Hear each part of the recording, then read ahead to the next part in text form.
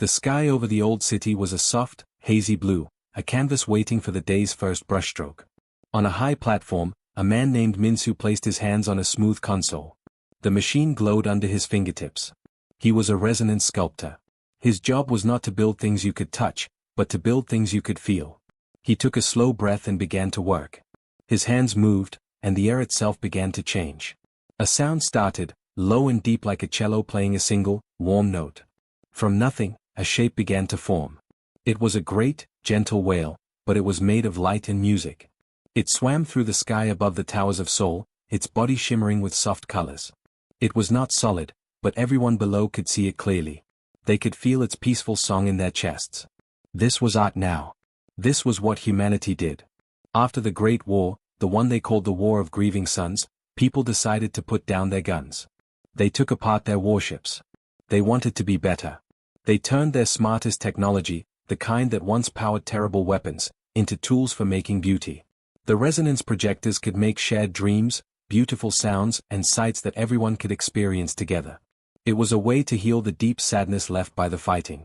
A young woman named June climbed the steps to Minsu's platform. She was his student. She carried 2 cups of tea. She handed one to Minsu and watched the sky whale slowly turn. "It's beautiful today, teacher," she said quietly, not wanting to break the calm feeling. Minsu smiled but didn't look away from his work. "It is not about being beautiful, June. It is about being true. It is about feeling real." Below them, people walked in the streets. They didn't run or rush. They looked up and smiled. Children pointed. The music from the sculpture helped quiet worried minds. It was a good morning. Their quiet moment was interrupted by a sharp sound. It was an alert from the communication panel. A official message. Minsu frowned and tapped the screen. A voice, calm but formal, filled the air. "Synod officials report a diplomatic vessel is approaching. It is from the Stellar Accord. They will arrive in 1 hour." The Stellar Accord. June's smile faded. "The Accord? Why are they coming here? They usually just send messages." Minsu sighed. The Accord was a group of newer alien species. They had grown powerful while humanity was busy healing itself. They were not enemies, but they were not friends either. They were practical. They saw the universe as a thing to be managed, not a thing to be felt. "Be polite, June," Minsu said. "We are gardeners, remember? We show them our garden. We have nothing to hide." An hour later, a ship appeared in the sky. It was not like the gentle sculptures. It was angular, sharp, and gray. It looked like a closed fist. It moved to a landing field on the edge of the city. Minsu and June went with a small group to greet the visitors. The door of the ship opened and a ramp extended. 3 figures walked down. Their leader was tall and walked very straight. His skin had a slight gray tone and his eyes were dark and didn't blink much. His name was Commander Tai-san. He wore a simple, functional uniform with no decoration. The human greeter bowed. "Welcome to Earth, Commander. We are honored by your visit." Tai-san gave a short, sharp nod. His eyes did not look at the people. They looked past them, at the city, at the sky where the last pieces of the light whale were slowly fading. He did not look amazed. He looked like he was studying a problem.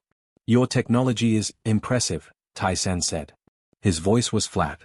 "The energy readings are significant." Minsu stepped forward, trying to be friendly. "It is not for energy, Commander. It is for feeling. It helps us remember what is important. Would you like to see how it works?" For a first time, Tizen's eyes focused directly on Minsu. They were cold. "I have seen enough for now," he said. "We are here on official business. We will go to your meeting hall." The human greeter nodded, but his smile was weak now. The Accord group turned and walked back toward their transport vehicle. They did not look back at the city or the sky. June watched them go, a bad feeling growing in her stomach. "They didn't even see it," she whispered to Minsu. "They looked right at it, but they didn't really see it." Minsu put a hand on her shoulder. He watched the official car drive away. "Some people," he said softly, "see a beautiful garden and only wonder if the flowers are poisonous."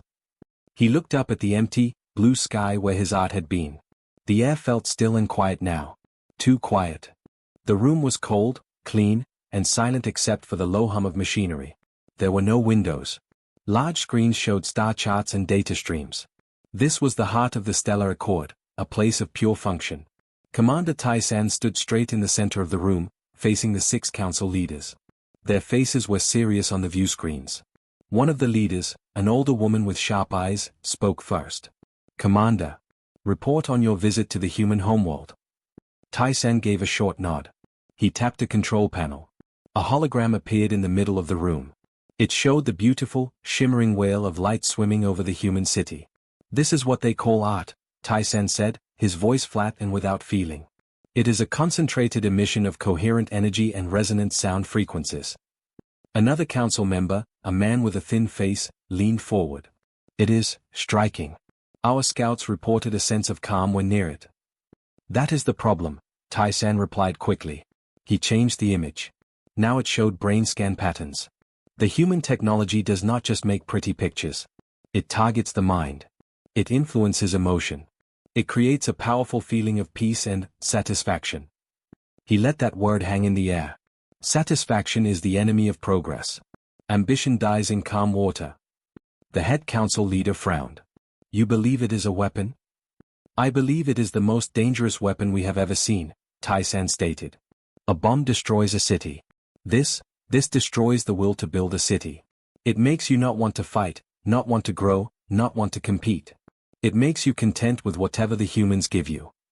He showed another recording.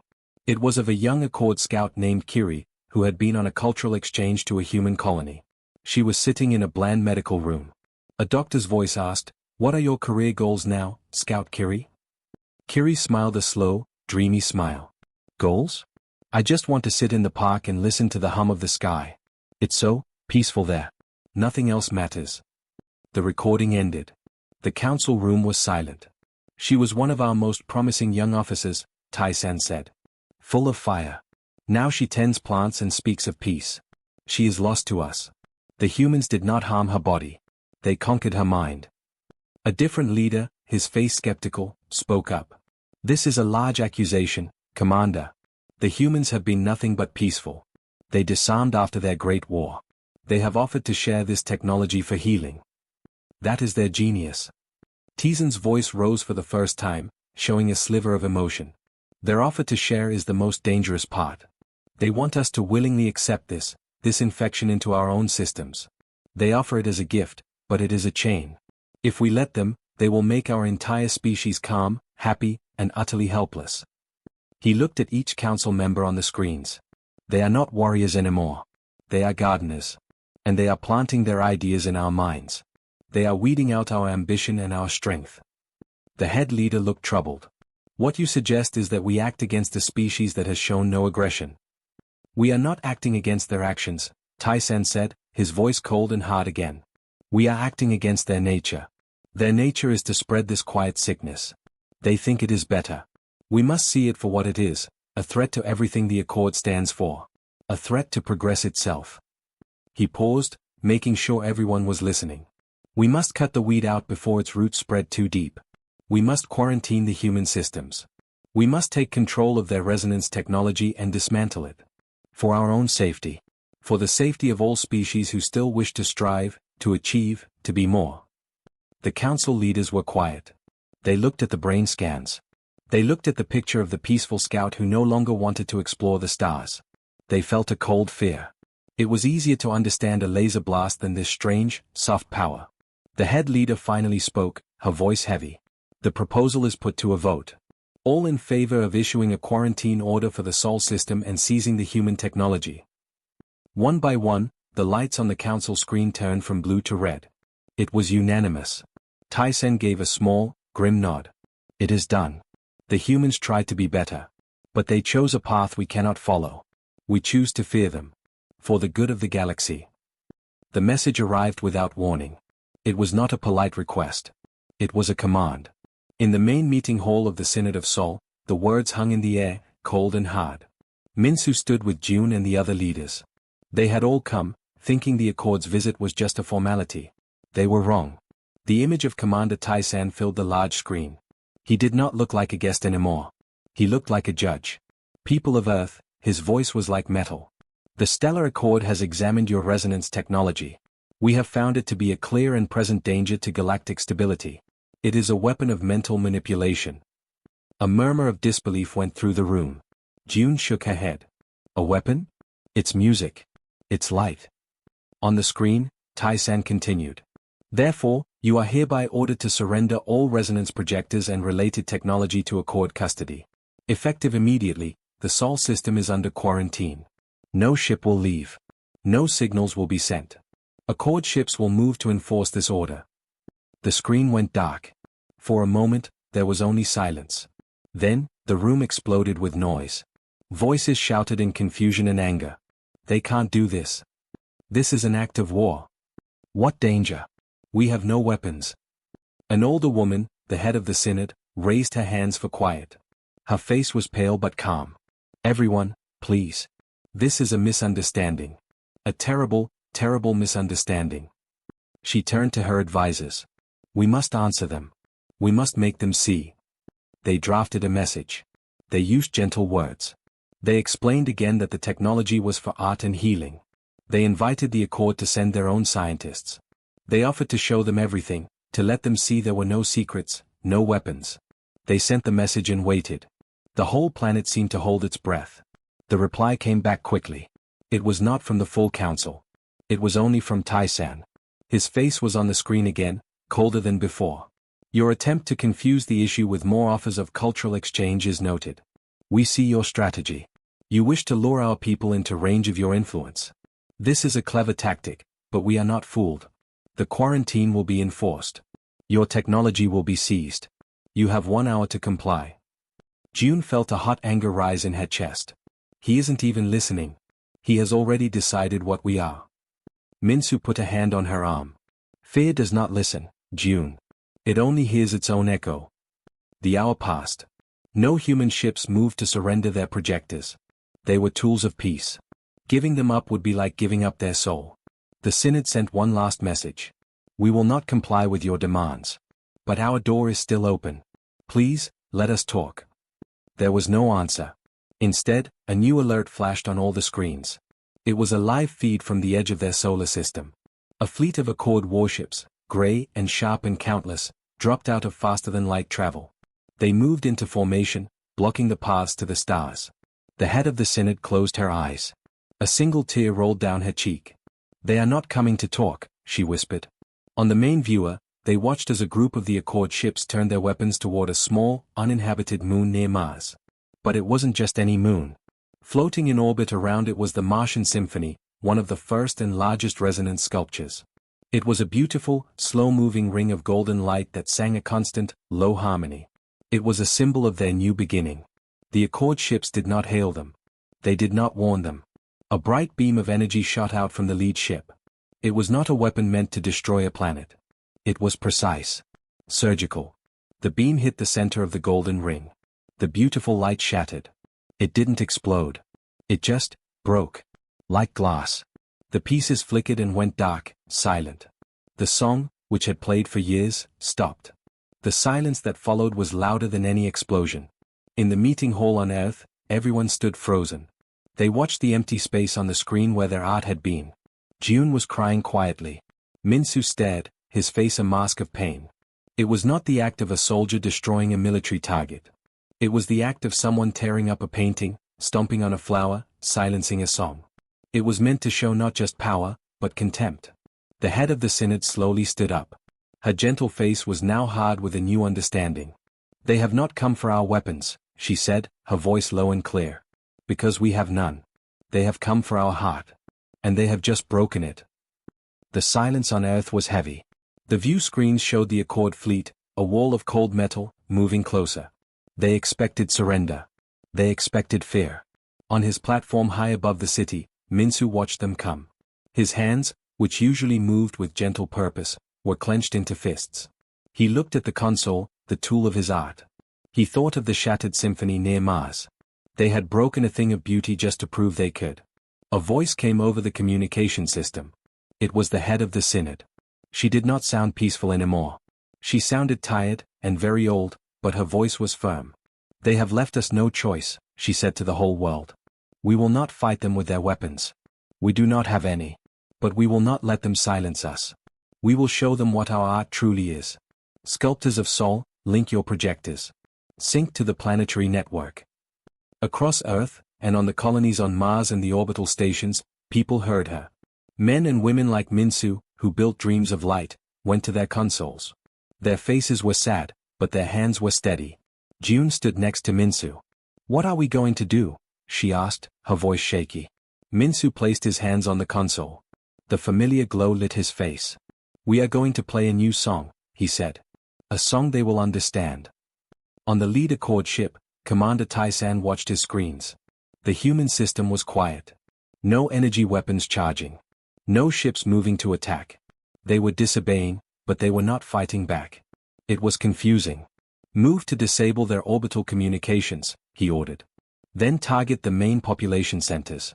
We will force their surrender." His crew obeyed. The warships moved forward. Then, the sensors began to chime. A low-energy signal was building on the planet below. It was not a weapon signature. It was the same strange energy as the art projects. But it was growing. Fast. It was coming from everywhere at once. "What is that?" Tai-san asked, his voice sharp. Before anyone could answer, the signal hit them. It did not hit the ship's hull. It did something else. It passed right through the metal. It filled the bridge. For Tai-san, the world changed in an instant. The clean, orderly bridge was gone. He was suddenly somewhere dark and tight. He could not breathe. The walls were closing in. He felt a panic he had not felt since he was a child. He could hear scratching, scraping sounds all around him. The sounds of things that lived in the dark, of ancient predators his species had forgotten long ago. He gasped and tried to stand, but the fear was a physical weight on his chest. He saw his crew members clutching their heads, screaming silently. One was crying, curled into a ball. Another was hitting his console, trying to make the feeling stop. This was not an attack on their ship. It was an attack on their minds. On Earth, Minsu worked. His face was wet with tears, but his hands never stopped moving. He was not creating beauty now. He was conducting an orchestra of fear. He and every other sculptor were taking all the dark feelings humanity had locked away after their great war, the terror, the loneliness, the grief, and shaping it. They were projecting it outward, a shield of pure, shared emotion. They focused it on the Accord ships. They did not send hate. They sent the crushing weight of sadness. They sent the terrifying feeling of being utterly alone in the universe. They sent the primal fears that live in every soul. On the Accord ships, chaos took over. Pilots, overwhelmed by a sudden, irrational fear of open space, veered off course. Navigators, feeling a deep and hopeless sadness, could not concentrate. Ships drifted. Two smaller ships, their crews lost in panic, bumped into each other. There was a silent flash of light as they broke apart. Tai-san fought against the feelings. He saw images of his homeworld, but it was empty. Everyone was gone. He heard a human voice, not shouting, but whispering. It said, "This is what you made us feel. This is what you brought back." He fell to his knees. He finally understood. This was not a weapon they had chosen to build. It was a language. It was the only language left to speak to someone who would not listen to peace. And they were screaming into the void. The entire Accord fleet, once perfect and powerful, was now drifting and helpless. Their weapons were useless. Their engines were silent. Their crews were lost in a nightmare made of their own fears, reflected back at them 1,000 times louder. The humans had not fired a single shot. They had shared a feeling. And it was enough. The screaming inside his head stopped. The crushing weight on his chest lifted. Commander Tai-san found himself on his hands and knees on the cold floor of his bridge. He was gasping for air, his uniform damp with sweat. Around him, his crew was slowly, shakily, getting up. Some were crying. Others just stared into nothing, their eyes wide with shock. The ship was silent except for the ragged sounds of breathing. The terrible feelings were gone. The humans had stopped. They had won without firing a single blast. Tai-san pulled himself up, using his command chair for support. His hands were trembling. On the main viewer, the image of Earth hung, peaceful and blue. He had come to conquer it, to break its spirit. Instead, it had shown him his own fear. It had shown him the emptiness of his victory before he had even won it. He felt a shame so deep it was a physical pain. He had not been fighting monsters. He had been attacking gardeners, and they had defended their garden by showing him the ugliness he had brought with him. A quiet chime sounded. An incoming message. Not a broadcast. A direct, personal channel to his ship. He knew who it was from. With a shaking hand, he accepted it. The face of the Synod leader appeared on the screen. She looked tired. There was no smile on her face, but there was no anger either. Only a deep, bottomless sadness. "Commander Tai-san," she said, her voice soft. "Your fleet is disabled. Your crews are unharmed, and will recover. We will not hold them. We will not punish them. You may leave our system when you are able." Tai-san could not speak. He could only stare. They were letting him go. After what he had done. After what he had made them do. "Why?" he finally whispered, the words scratching his dry throat. "Because we meant what we said," she replied. "We tried to be better. You chose to fear us. You forced us to use our art as a mirror. We showed you the fear you carried in your own heart. We are sorry for your pain." The screen went dark. The message was over. There were no demands. No conditions. Just permission to leave. Tai-san stood alone on his bridge, the silence pressing in on him. He had won nothing. He had lost everything he thought he knew. He had learned that the most powerful weapon in the universe was not a thing to be feared, but a feeling to be understood. And he had chosen wrong. On Earth, the sun was setting. Minsu and June stood on their platform, looking at the orange sky. The projectors were quiet. The air was still. Below, the city was silent. There were no cheers. No celebrations. They had saved their home, but it did not feel like a victory. June wiped her eyes. "We did it. We stopped them." Minsu nodded slowly. He looked at his hands, the tools that had just conducted a symphony of fear. "Yes," he said. His voice was hollow. "We proved that our art can be a weapon. We proved the very thing they were afraid of was true. Now, the whole galaxy will know. They will always look at us and wonder. They will always be afraid of our songs." He looked up at the first stars appearing in the twilight. "We tried to be better," he said, repeating the old words. "We offered them our light. But they chose to fear the shadows they themselves cast." June stood beside him, sharing the heavy quiet. "So what do we do now?" Minsu took a deep breath. The weight of the future was on his shoulders. "Now," he said, "we live with the burden. We must be gardeners who know how to fight with thorns. We must be artists who know how to break a heart. We must guard our peace with the memory of a song that can shatter a mind. This is the price they have made us pay. This is the burden they have given us." They stood together in the growing dark, watching the stars, and wondering if they would ever again make something just for its beauty.